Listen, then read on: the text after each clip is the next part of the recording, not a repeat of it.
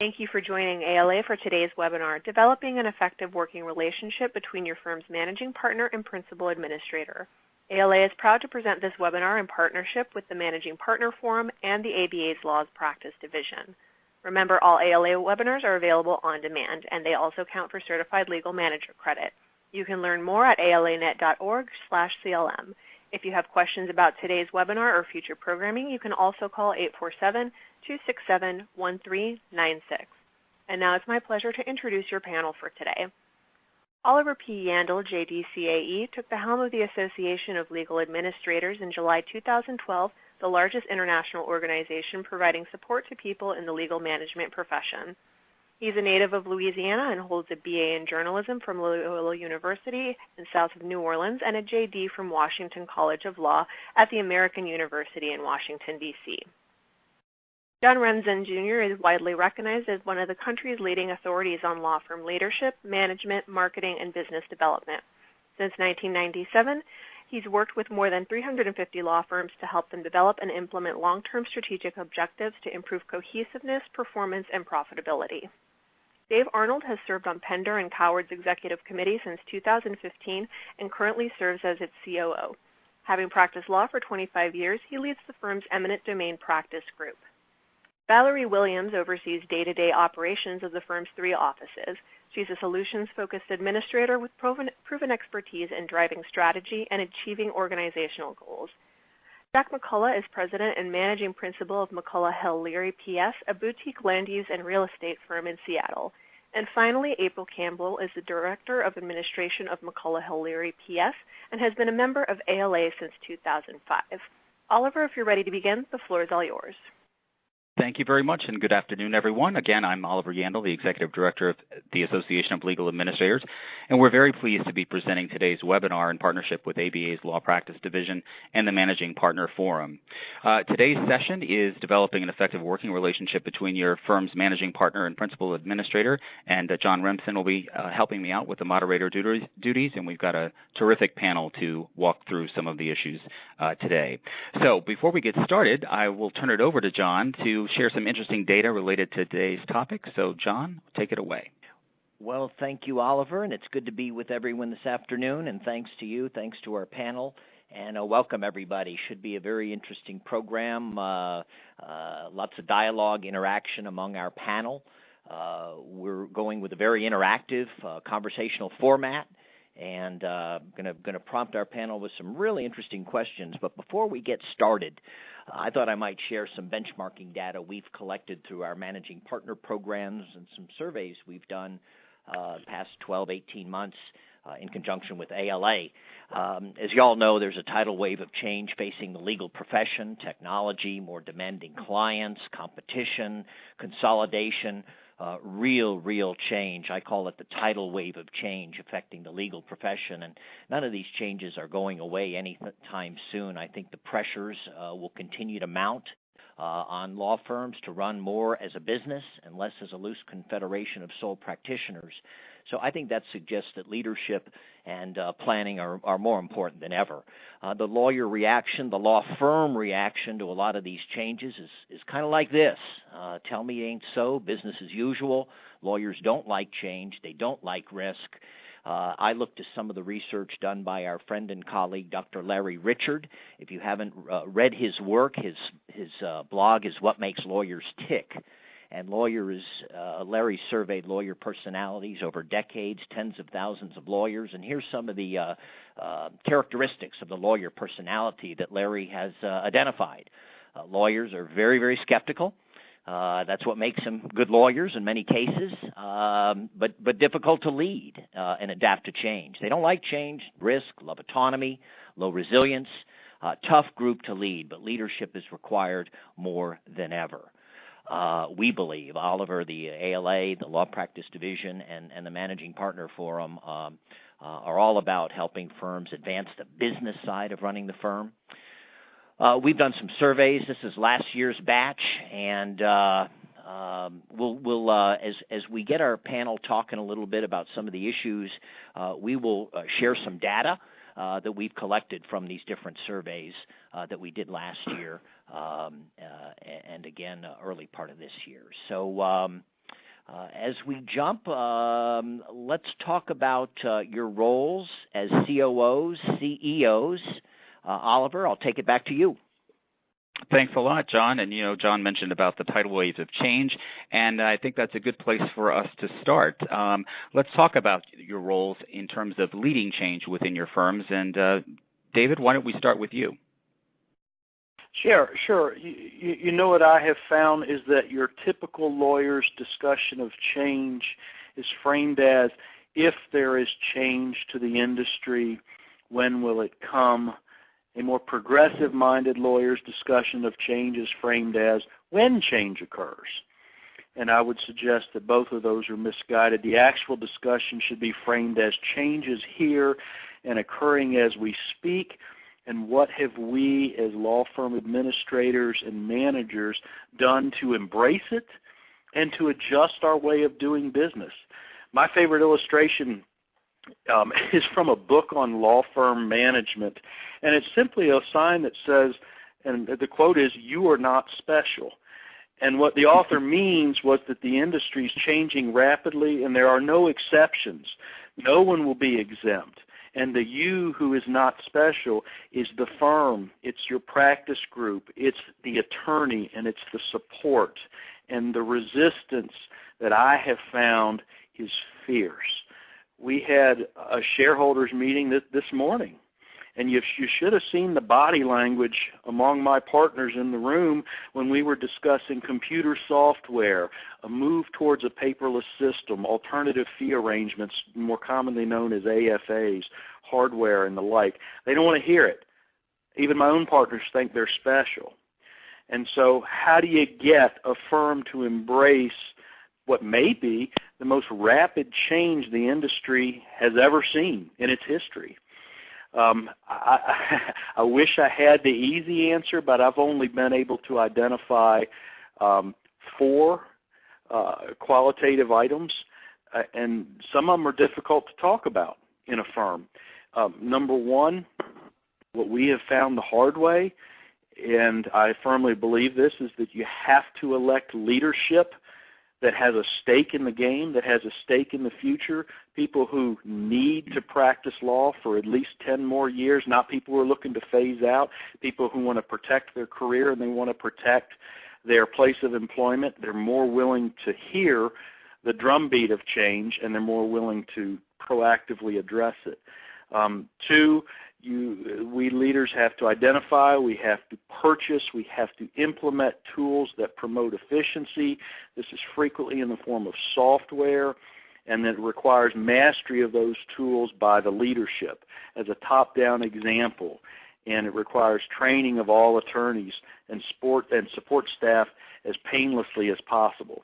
3rd, this is tough, and it takes some thought, and it takes a mastery of your shareholders agreement or your partnership agreement, but we have found you've got to incentivize what we call behavior modification, because everybody's been in the same rut, no matter whether you've been practicing 50 years or 25 years like I have. We're all used to the way we do things, and we don't have any choice but to modify our behavior, and the only way people will modify is to incentivize it through a carrot or a stick, usually in a financial form. And then finally, this is nothing but willpower. This is nothing but making the hard decisions, a willingness to part ways with mentors or equity shareholders who aren't willing to change and are voting against it, and perhaps even staff that you're fond of but is no longer necessary because it's been downsized or because they're too set in their ways. So in short, there's not an easy answer, but that's all I've got for you. Good stuff. Valerie, your role as COO for the firm, I know you've got a strong technology background. What has been your sense of change within your firm? Well, as David said, sometimes it takes a lot of willpower and making some hard decisions, but the changes that we have the opportunity to make now are going to build the successful firm of the future. And it's our responsibility to give everyone the tools that they need to make that happen, the training and the resources they have at hand. I've been involved in firm management since 2005, and I've got to tell you, I've gone from the side that says, do whatever you want to do, but don't tell a lawyer how to practice, to now we have to re-educate some of our attorneys on how to practice, because sometimes there is a better way to do it. Same thing applies with our staff. As David said, we've got people that have been doing things the same way for years and years and years. There are more efficient ways to do it, and those that will take the lead and, rise to the top are those that are going to succeed in the future. Great. Jack, how about you? I would pick up on a couple of Dave's comments, because it strikes me that a lot of this is tied up in what I look at as at a leadership level of the importance of legitimacy in executing all of these changes that Dave was talking about, and it's something we focus on a lot, and it's completely different for management or leadership in a large firm versus a small firm. It's the cats won't let you herd them unless the cats respect you, and so how do you? And I feel for you, Dave, because there are only 13 of us here in this firm. I don't know how I would do it in a larger operation, but you have to be able to walk in the day and every day, and in trying to institute this change you're talking about, making sure that the people are willing to follow you. And so I think a lot about how you do that. I think a lot of it boils down to a couple simple things. One is that they have to feel that you're really running the place well. That on a day-to-day basis, the trains are running on time, the roads are getting fixed, to make the municipal analogy here, and that the financial ship is in good shape. I mean, I learned early in my career, moving from one firm to another, that things work better and people are happier when they're making money, right? And and they're not having to hassle about things. And so I've always tried to keep a lot of focus on that. The partners that I've been trying to work with and lead, if they're going home feeling good about where they are in relation financially to their competition in the market, because that's a lot of what you have to deal with. I mean, lawyers are so mobile these days. People are always, looking across the street at the other firm and looking at firms' profit per partner numbers and such, trying to figure out if they should be hanging out or not at their current place. The second thing that strikes me from listening to these comments is, in respect to change, is the element of speed. That the thing that I fear most in dealing with the current market and trying to execute change is having a client get to an idea before I get to an idea about my practice. So it's, and it doesn't, I try to make sure that never happens. Occasionally it does, where if you're dealing with national in-house counsel, for example, and they start coming at you with best practices that you've never heard of or never thought of before. That's really a place you never want to be. And so things are so globalized in terms of the delivery of legal services, and that you're constantly having to stay at least a step and maybe two ahead of where your clients are. I think that's part of the daily sales efforts with them, to make them impressed that you're thinking about them before they're even thinking about them. Great. April, how has your cat herding been?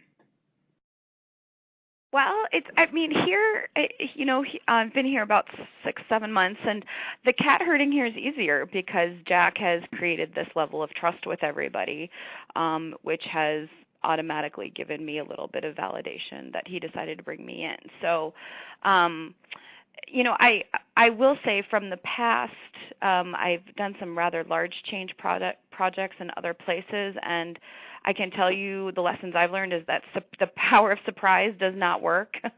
No one wants to be surprised by the change, and that the more you talk about it, and you're going to get a lot of complaints at first, but you just need to use that willpower that Dave and Val talked about and push through that, let people know that this is going to happen. I think we all, sometimes if the argument is really good, you need to listen to that, but at the end of the day, trust yourself and why you've decided to take a different project on, and don't oversell it, because change is not just a one-time thing, especially now we're having to do change management projects one after the other, and if you lose the trust of those that you're trying to lead, it's very difficult to get back. So if you have a successful project and change has gone well, then you've built up that credibility for the next project that you want to do. So that's definitely something I've learned. Great.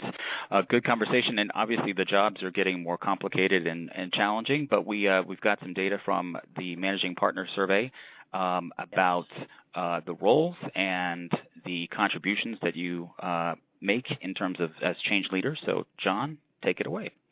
Yeah, we do lots of surveys of managing partners and law firm leaders on how they're evolving and adapting to the changing marketplace.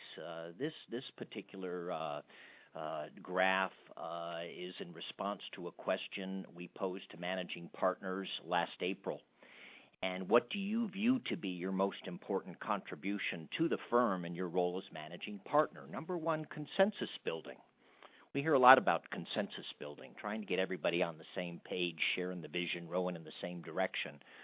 I'm starting to advise managing partners enough of the consensus building already. You're not running a popularity contest. You're leading a business in a very rapidly changing, turbulent marketplace, and that involves some tough decisions. So I think as we go down this list, focusing the firm on long-term strategic objectives, where we're taking the ship, there's change agent, helping our lawyers and our firm through the difficulties of adopting to change. Lawyers do not like it. Day-to-day operations, we suggest to managing partners, you should not be doing day-to-day. You're the big picture CEO, and that's not why you need a competent firm administrator at your side running the day-to-day operations. Tough decisions, accountability, rainmaking as well are on that list. So that's what managing partners view as their most important contributions. We ask the managing partners as well, are you having fun in a leadership role? On a 1 to 7 scale, 73%, about three-quarters of managing partners are enjoying the leadership role, which we think is good. You want people who are passionate, committed. I think, Jack, you raised some very good points. Legitimacy, financial stewardship, trust, really, really important. We asked administrators, what do you see? This is the law firm administrators, principal administrators, firms, 10 or more lawyers. This was a survey we did with ALA last August, where we asked administrators, 254, strong, weighing in. What do you see as your most important contribution to the firm? Yeah, day-to-day. COOs should be keeping the lights on, getting the time in, keeping the trains running. But also it's great to see that administrators have a view their important role in strategic objectives, leading change, helping the firm make tough decisions. And do administrators enjoy the leadership role? Firm administrators, look at these statistics. 89% tell us they enjoy that leadership role. So there's some interesting data to consider. Our next question that we're going to talk about with the panel is the notion of job descriptions for the managing partner, the administrator, practice group chairs, and others. And before I ask that question, Dave, how much time do you spend on the managing partner role as opposed to practice in law and business development? About 3 times as much as about 3 times as much as I would like to. How many hours a year would you estimate? For 500 to 600 hours. Do you track that time? And I've got I'm sorry? Do you track that time? I do. Track it all. I think you should. Yeah. You were going to say something else, Dave. I was going to say I've also got a pretty healthy practice, and it's been difficult to find balance between the two because issues which arise in firm management, you don't get to pick and choose when they arise. And oftentimes in a litigation practice, you don't get to pick and choose when those arise either. I hear a lot of managing partners say I spend 75% of my time trying to practice law and about 75% of my time trying to lead my firm. It's a very demanding role. Jack, how much time do you invest in the leadership role at a 13-lawyer firm in Seattle? You know, I probably this year, I've had this model going for about 23 years, and so I spend probably 100 hours a year is all. I mean, if we got the machine set up and it, it just, it pretty much runs itself.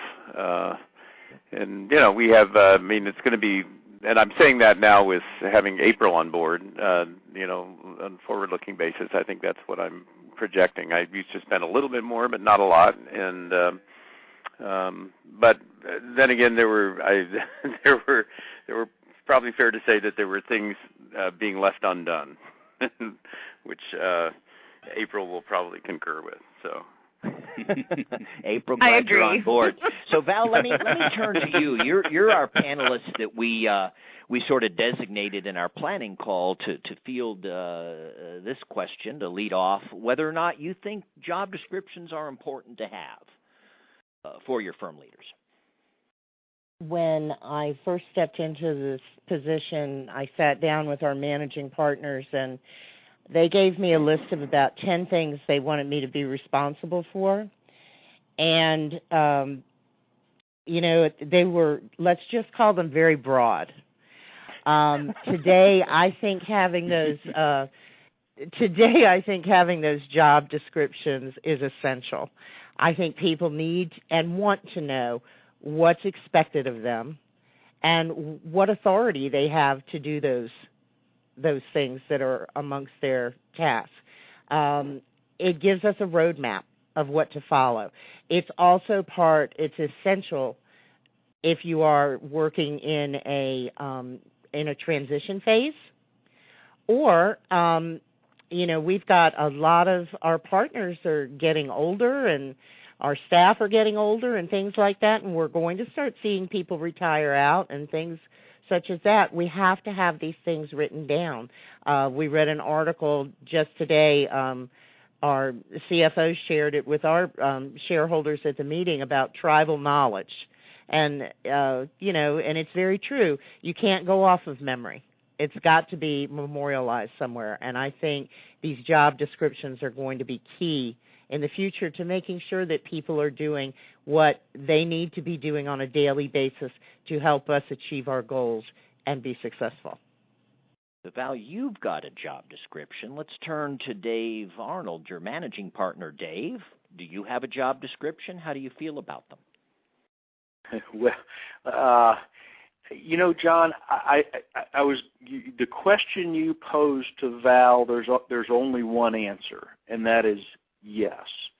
The firm administrator must have a job description because we've done it both ways, and for over a decade our firm overtaxed Valerie Williams, who's on the line, by making her the catch-all person. She dealt with HR, benefits, billing and collections, systems, computers, KM, marketing, social, etc. So that I think is set in stone. When it comes to your attorney managers, I'm not sure. And I think that's fairly open to debate. We have a 3-person executive committee. We all develop firm policy and initiatives, and we have informally divided responsibilities. One person takes personnel, the CFO handles finances and our financial services, and the third person takes marketing and associate development and discipline and recruiting. And, I think there's a debate there as to whether you want something too rigid when you're dividing duties among managers, because sometimes they have to pinch hit for one another, and sometimes to get to the right place, you've got to build consensus between whoever's on the management committee. And I know there's strong arguments to having a written job description for attorney managers, and probably we're headed in that direction, but we haven't gotten there yet. Fair enough. And I see a lot of firms, will express within their partnership agreement the authorities of an executive committee, managing partner, those sorts of things. April, let's swing out west. And how are you doing things at your firm? So there isn't, there isn't a document that says Director of Administration job description on it, but when I joined the firm, that's because there wasn't a Director of Administration a year ago, right? Sorry. Right, that's right. Well, and that's what I was going to say. Make your own rules. April. I was going to say, April, you just got a new job. You just got a new assignment. I know. Well, but what I did get was an outline, a job outline that Jack had put together along with some of the other partners about, and it's actually more descriptive than some other job descriptions that I've had, because it's an outline of each area, human resources, IT, corporate maintenance, client management, finances, marketing, all that great stuff, and all the expectations underneath of the things that I will work on. And then in addition to that, there was a list of things that they would like me to do in the first 100 days after my arrival here. So it was very clear to me about what were the things they were hoping that I would take on in this role. So although it's not a document that says job description on it, it's I would say much more comprehensive in what the expectations are.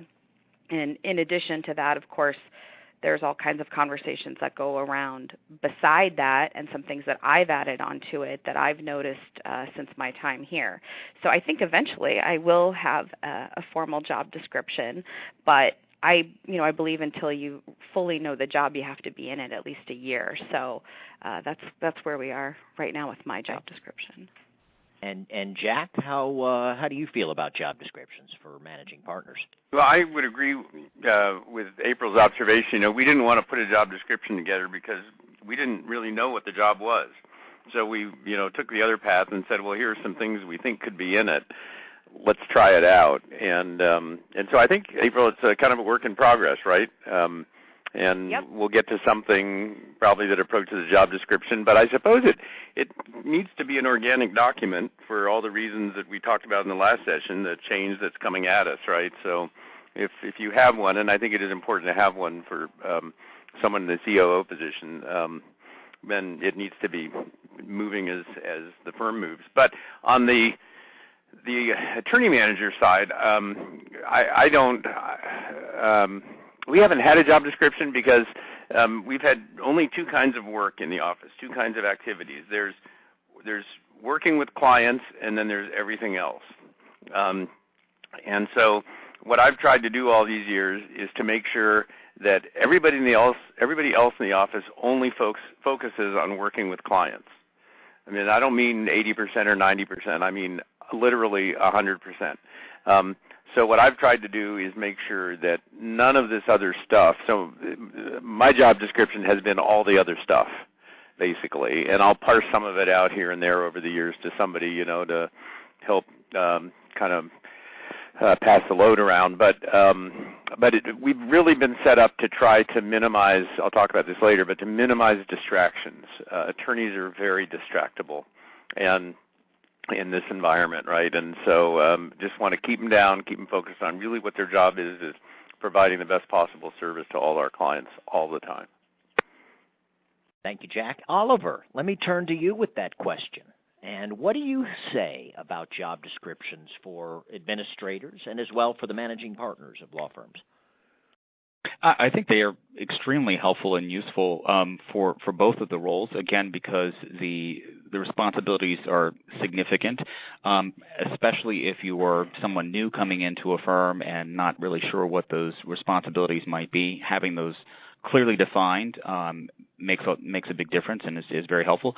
And certainly, depending on the structure of how the firm is managed, the rotation among managing partners from over the years, that job description certainly helps to provide a foundation that they can operate from and come into the position with some confidence about what their responsibilities are. Obviously, as the panel has talked about, there's a number of things that come at you from all different directions, things that won't be necessarily covered in a formal job description.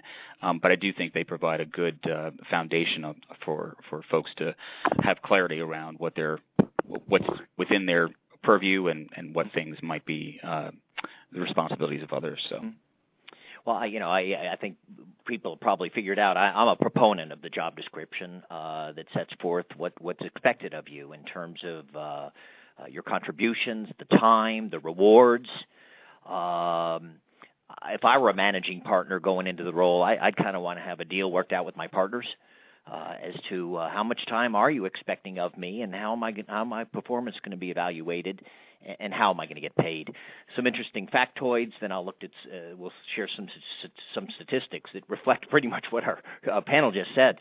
The big law is really focused on job descriptions for practice group leaders, as well as executive committees, branch office managing partners, and codifying those roles. One of my colleagues, Patrick McKenna, does a lot of work with managing partners of big law, and he suggests that the best gift you can leave for your successor is a job description, because they often don't know what they're getting into in terms of the amount of time and what is involved in a leadership role in a law firm. Nonetheless, here's some survey data. And this is among managing partners, 154 strong. Do you have a job description? And only 22% say yes, and we follow it. 10% say yes, but nobody's paying attention to it. 59% of managing partners do not have a job description for some of the reasons Dave and Jack talk about. As to the administrators, we asked in our survey in August of last year, do you have a job description? 42% said yes, and I'm glad. And almost equal numbers said no, and I'm glad. So there really is a disparity of opinion on this topic. We're all about job descriptions.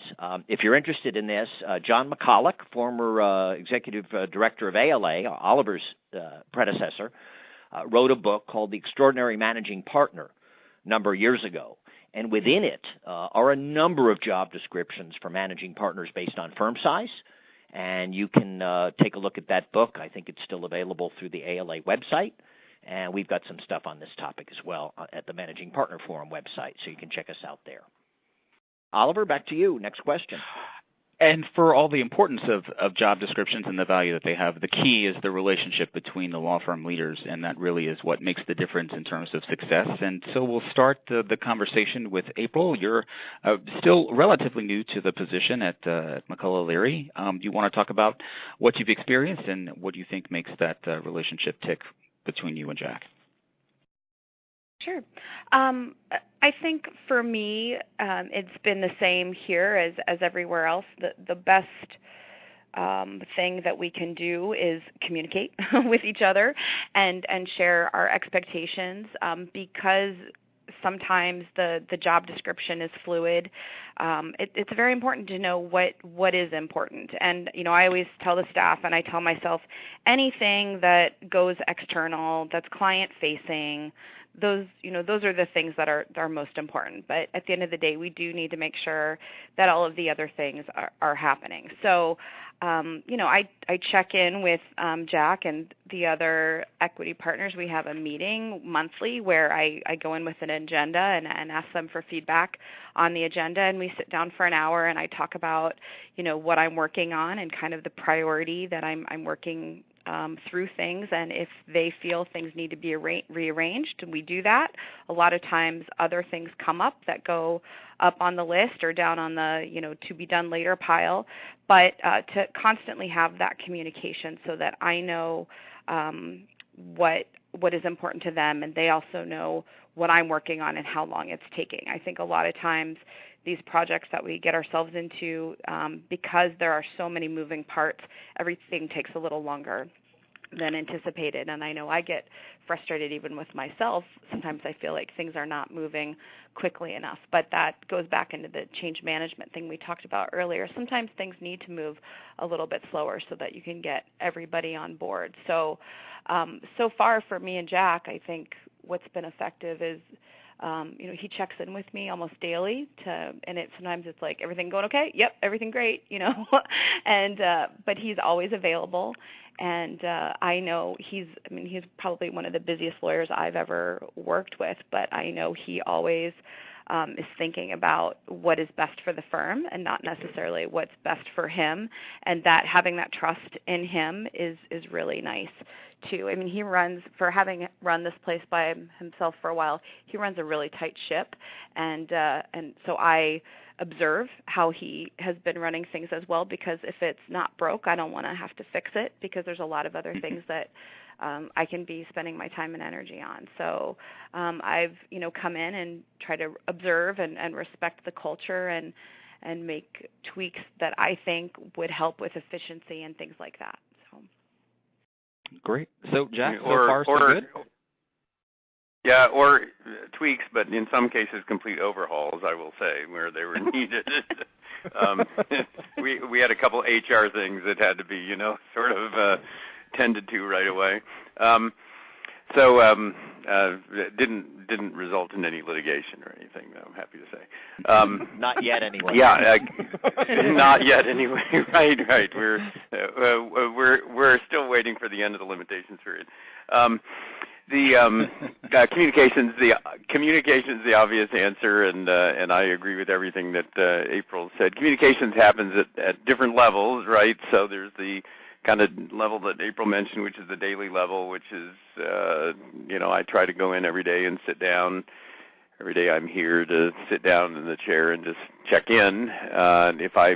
I also try to make sure as I see things, because this is a learning experience between the two of us, and trying to figure out, as April says, what do we think here is important in the operation, and as I see things during the day that I want to communicate to her are sort of out of whack or are important or deserve some attention, I try to make sure that I'm clear about getting those messages to her quickly.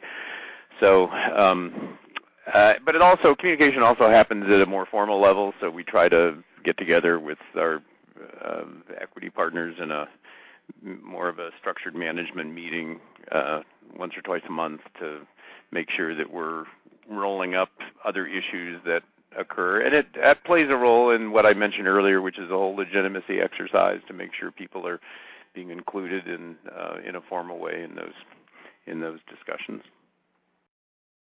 Great. Valerie, how about you? Well, I have to agree with everyone that communication is absolutely essential in this position. Sometimes decisions need to be made very quickly, and you don't always have the benefit of a conversation or anything like that.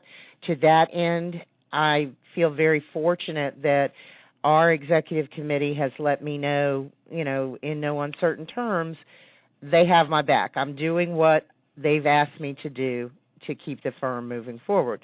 David and I have 3 managing partners, and I work with all 3 of them on the areas that David discussed before. But, as Dave said, he has a very busy practice as well. So many times, the only communication we may have is when we're both driving into the office in the morning. That's the only time we're going to have a chance to talk before the day gets started and things start happening. But developing that relationship is critical.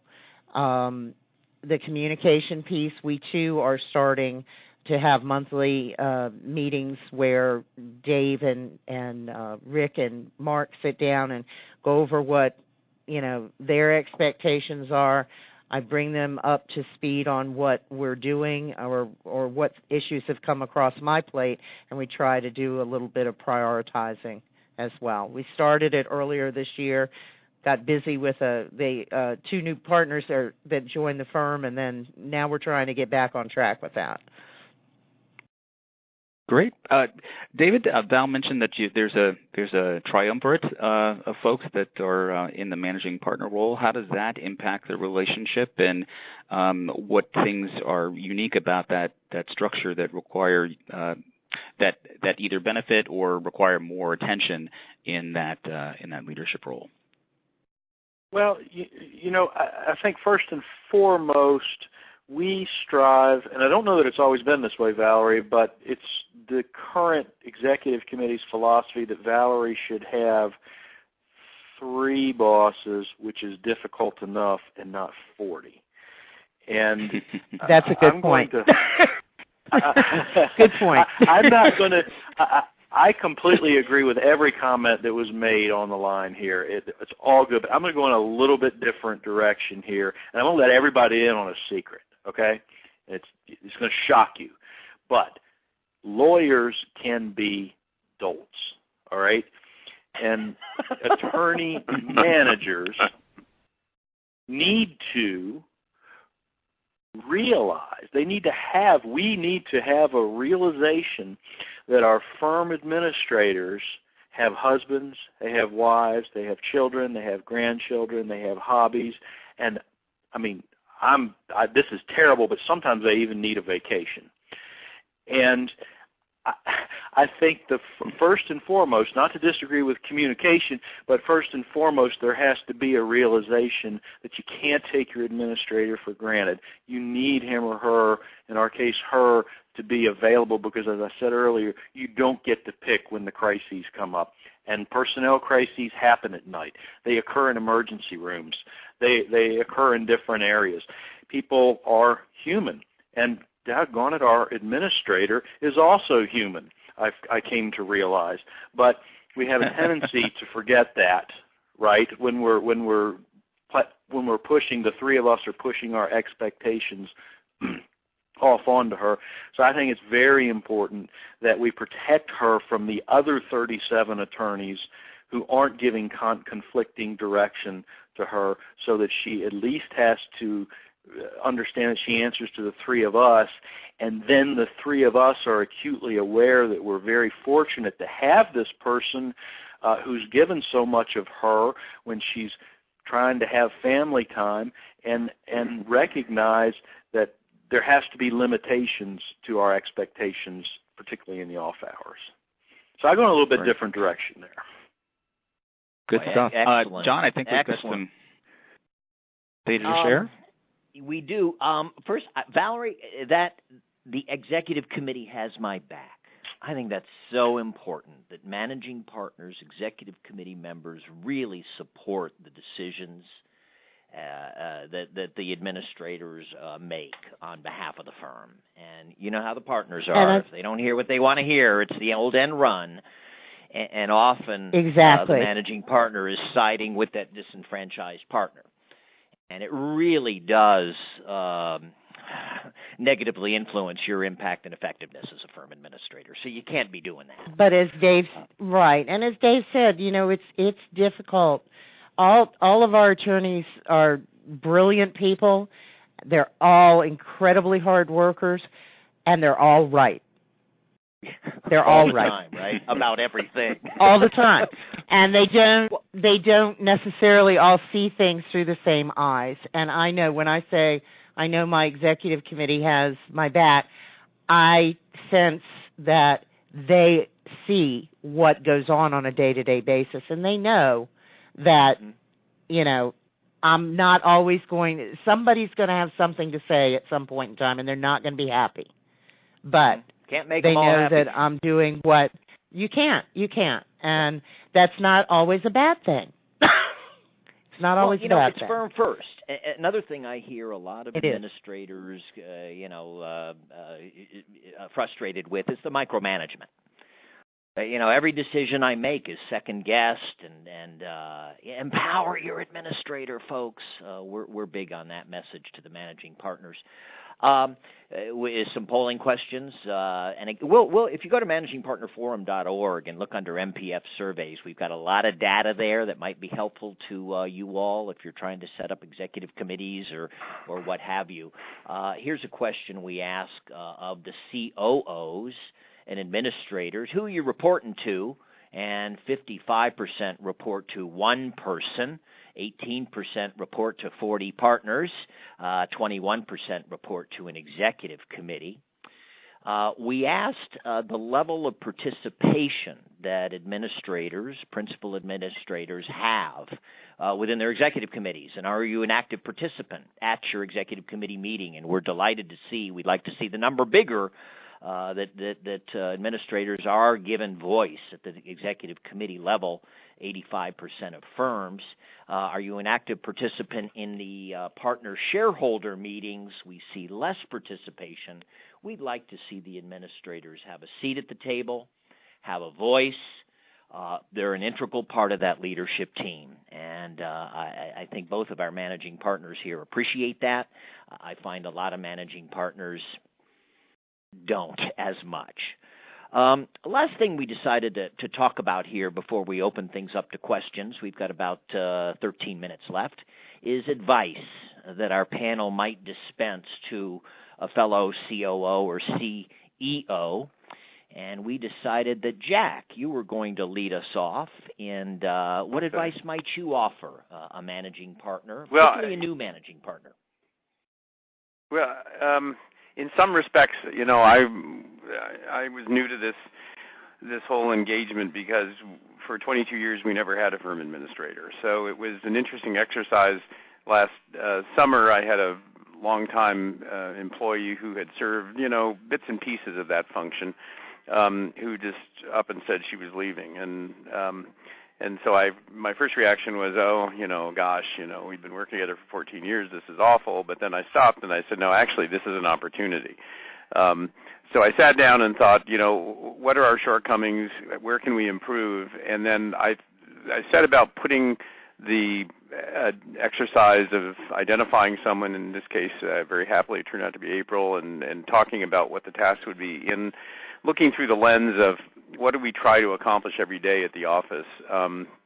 So it wasn't just a list of tasks, but to try to focus on what do I think is important to move us forward and what we do strategically. And those were three things usually that I think about every day. Number one is value, and making sure we preach to everyone here that everything you're doing every day has to be bringing value to the client. And so one of the things that I think April's been very helpful about, even after a few months, is helping to maintain the culture around here that attorneys don't get distracted by things that keep them away from their clients, and that the attorneys aren't asked to do things. This is getting back to the dolt comment, you know, to do things that they're not any good at. As Valerie, I think you observed, all the lawyers think they're good at everything, right? But the truth is they're not, and so we're able to take that through April off their plate.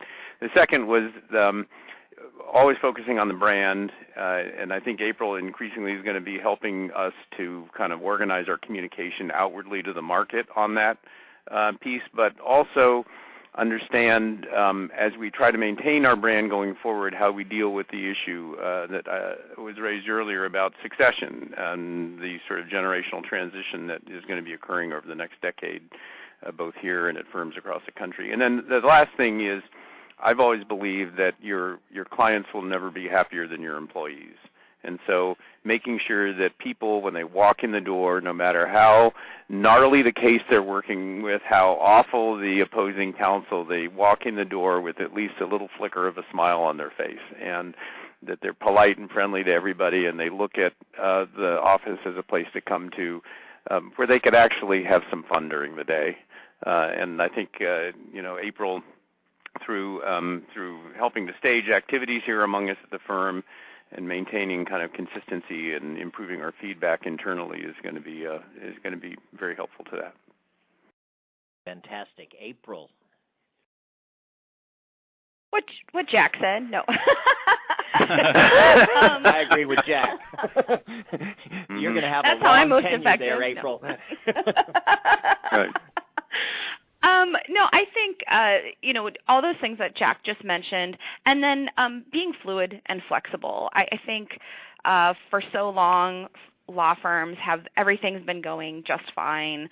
You don't need to really think about changing things because everything is working, and that's not necessarily the case. So to get everybody in that fluid mindset and having the firm, everybody that's involved, working with the firm and the clients, I think communication is really good.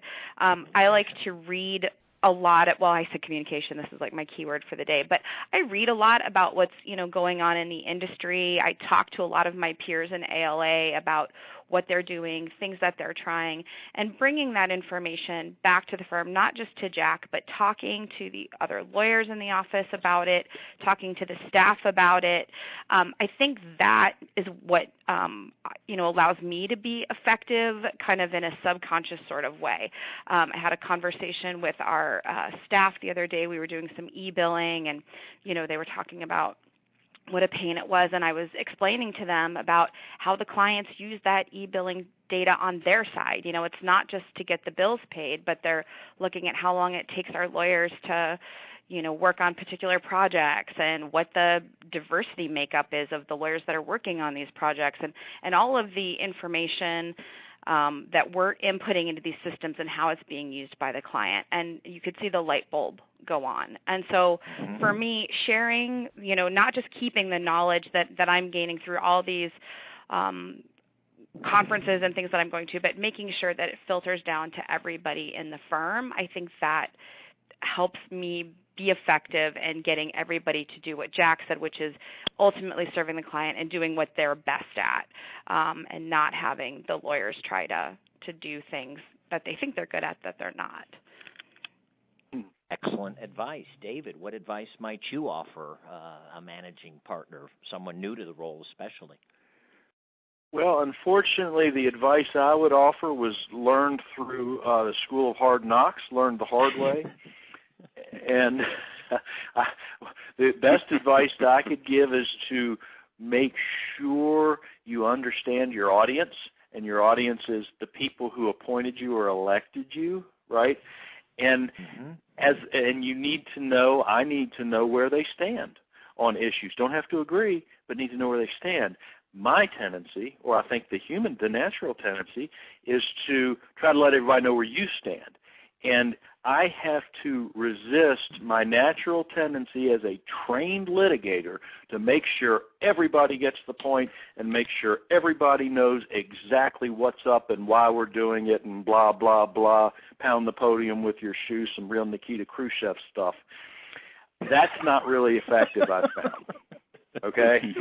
I think there is a time to pound your shoe on the right. There's a time to pound your shoe on the podium, and it was the 1960s. Okay, and those times are gone, and it's been difficult for me. And I'm the youngest guy on the executive committee. I'm trying that. I need to better understand the 37 other lawyers at my firm, or 39 other lawyers at my firm, and first and foremost, in order to approach them effectively, I've got to understand what makes them tick, and then we can talk about where we're going or the new initiative or the development of a new policy. Dave, let me drill down on that. How do you gauge your audience? Is a lot of management by walking around? How are you feeling the pulse of the firm and sensing what's on the minds of your firm owners? Well, I think you got to pay attention. And I think you have to understand, as Valerie said, that everybody's looking at these things through a different set of eyes. I have partners that are in their late 80s. I have other partners in their mid-30s. They come from different eras, I find that our trust and estates lawyers have very different personalities than some of our litigators. And nobody's as reasonable as our eminent domain attorneys, of course. We all follow the rules, and we're perfectly reasonable. But I think it starts with the simple stuff. You don't necessarily have to go around and walk the halls, and do a lot of stuff that seems heavy on time and light on effectiveness. But I think the first thing is just paying attention to what makes people tick. It could be their practice area. It could be their home life. It could be their background or upbringing. It could be their generation. It's all different. Excellent. And Val, you're gonna wind us up on this particular topic. What advice would you offer? I've seen a couple of CEOs come and go over the years, and you know, a lot of what David said is very true. Hard knocks is one of the ways it's going to, unfortunately, that you have to learn this. My suggestion to anybody new in this role is, first, don't take anything personally. It is, it's about the business. It's what's best for the business, and we're never going to have everybody agree with us 100% of the time. But at the end of the day, as long as we know we're doing what's in the best interest of the business, then that should be good. David and Mark and Rick have taken a lot of initiative and set up programs with some of our younger partners to, get out and do things outside of the firm with the rest of the partners in an effort to get to know them better as people too, the partners and the associates. And, that helps, I think, make them better managers, better leaders of the firm because they truly know their people. It's a great field to be in. I think one of the things I love about being an administrator is there is never a dull moment. There is always something new to do, and it never gets boring. And I think it's going to be like that for another 20 years. I think the leadership roles will become more and more and more important. This has been a great conversation, everyone. Thanks for opening up and sharing, and hopefully our listeners have gleaned an idea or two that will be helpful in their roles. And again, thank you. Want to thank the ABA's Law Practice Division, and Oliver. Always great to work with you. So I'll kick it back to you, and thanks everybody. Same here, my friend, and we also have some additional resources available in the handouts and the materials that that you can download, some books and contacts with our panelists, as well as some recommended reading. Thanks again to the panel, and we appreciate you joining us today. Okay, thank you. On behalf of ALA, I'd like to thank all of our attendees for joining us today, and I'd also like to thank our panel for their great information. I'd like you to please take a moment to complete the survey you'll see on your screen shortly. We sincerely appreciate your feedback as it helps us improve future webinars for you. Thank you again for joining us today. This concludes today's event.